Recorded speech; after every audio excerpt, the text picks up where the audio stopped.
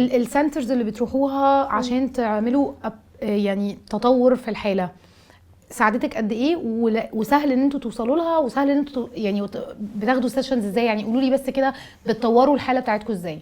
انا عندي دكتور كويس قوي، وبالنسبه لي يعني حد برضو بعتبره زي صاحبي.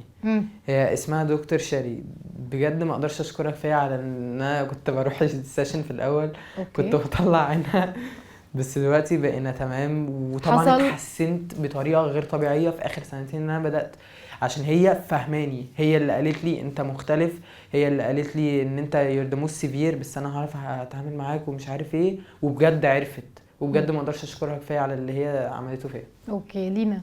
يعني انا كبره المدرسه بقالي ممكن اخش على 8 سنين بركز على الديسلكسيا قوي بره المدرسه.